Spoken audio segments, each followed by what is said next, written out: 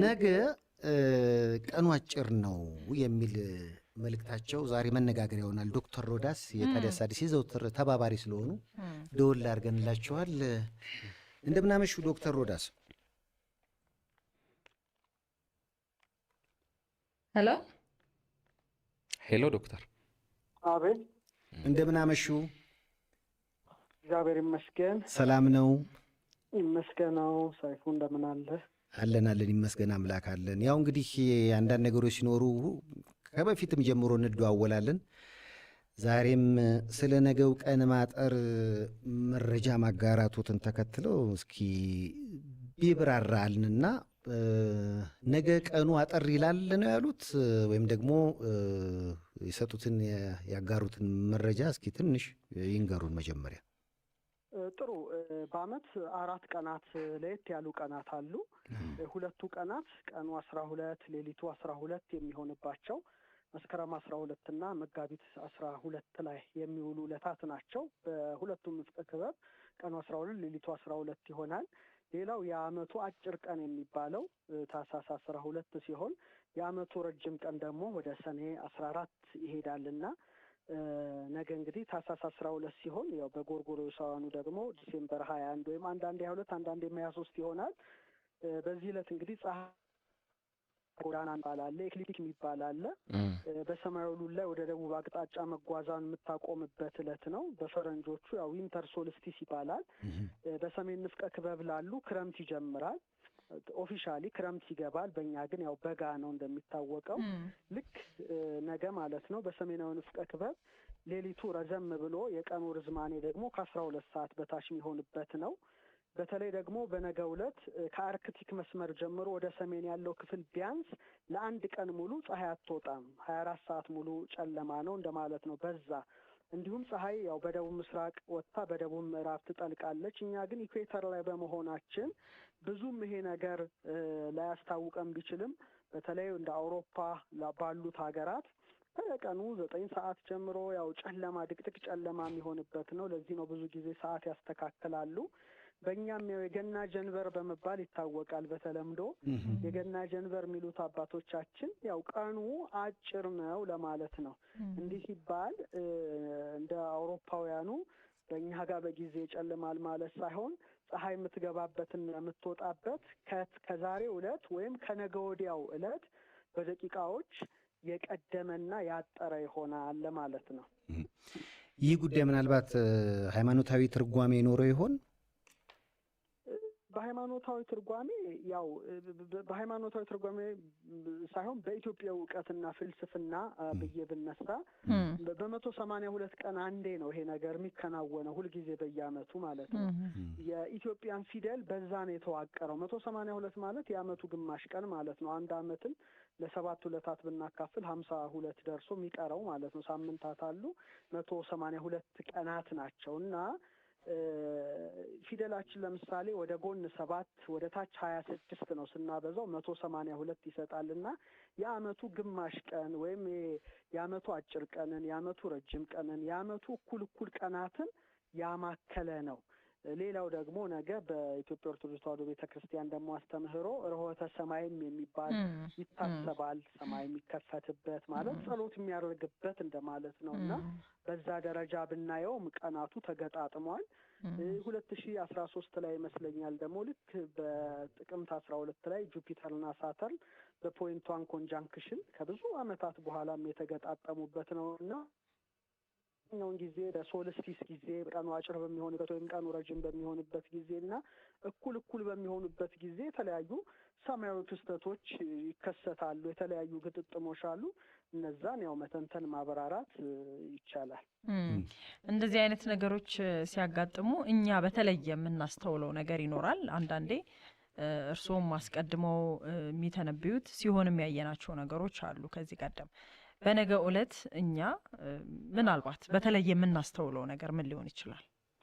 በተለየ የምናስተውለው በተለይ ኢኩዌተር ላይ ያለን በተለይ ምድር ወገብ ላይ ያለን ብዙ ላይሆን ይችላል።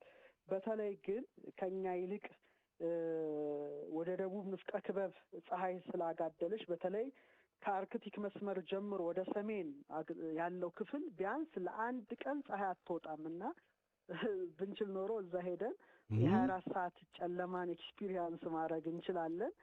በአንጻሩ ደግሞ ሰኔ 14 15 ደግሞ በዚህ በሰመር ሶልስቲስ ወቅት ደግሞ ከአርክቲክ ወሰን በስተሰሜን ያለው ክፍል 24 ሰዓት ሙሉ ፀሐይ አትጠልቅም። ስለዚህ 24 ሰዓት ሙሉ ፀሐይን ማየት እንችላለን። እኛ ግን የምድር ወገብ ላይ ስለሆነ በተወሰነ መልኩ ደቂቃዎቹን ዛሬ ፀሐይ የወጣችበት የገባችበትን እናውቃለን። ትላንት የወጣችበትን የገባችበትን እናውቃለን።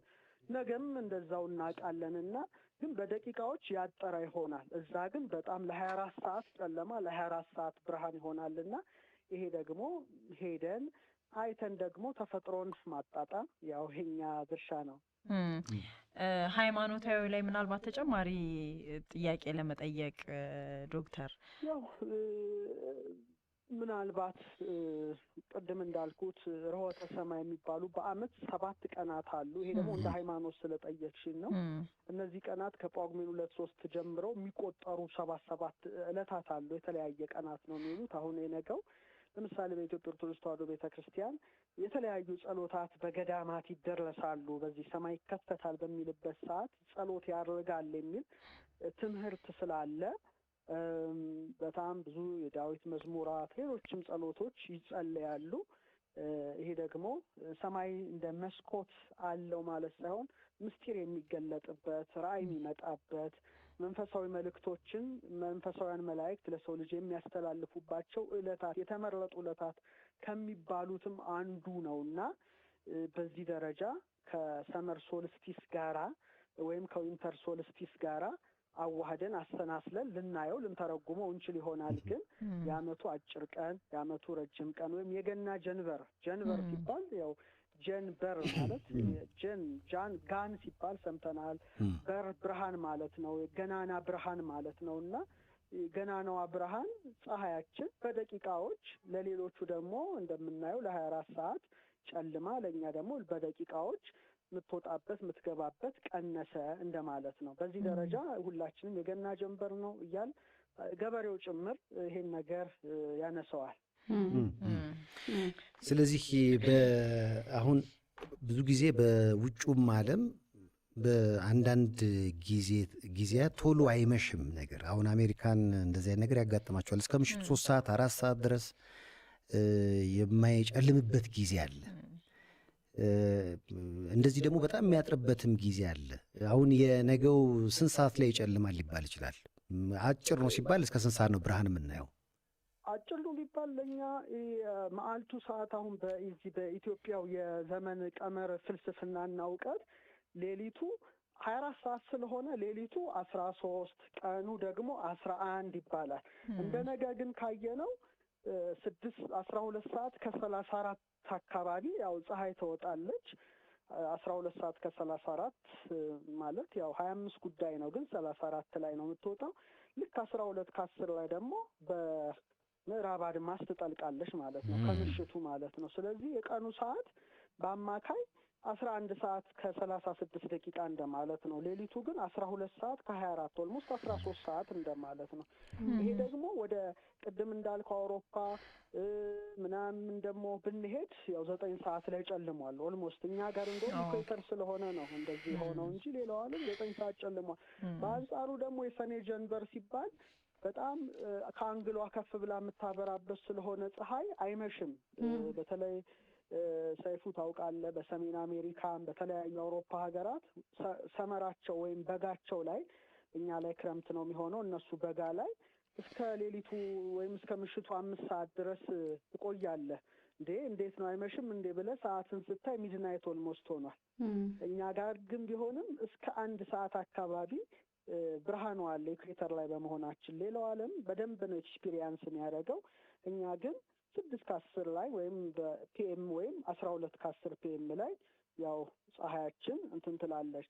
በሰኞ በኋላ ብታይ ግን 6 ሰዓት ከ10 አይደለም ወይም 12 ሰዓት ከ10 አይደለም የምትጠልቀው 12 ሰዓት ከ12 ወደ 2 ደቂቃ ወደ 1 ደቂቃ ቀደም እንትን ብላ ነው ዘግይታ ነው። ስለዚህ በ24 ሰዓት ሙሉ ይጨልምበት ወይም 24 ሰዓት ሙሉ ብርሃን የሚሆንበት ቅድም የጠቀስኳቸው ቦታዎች ግን በጣም አስደናቂ ቦታዎች ናቸው።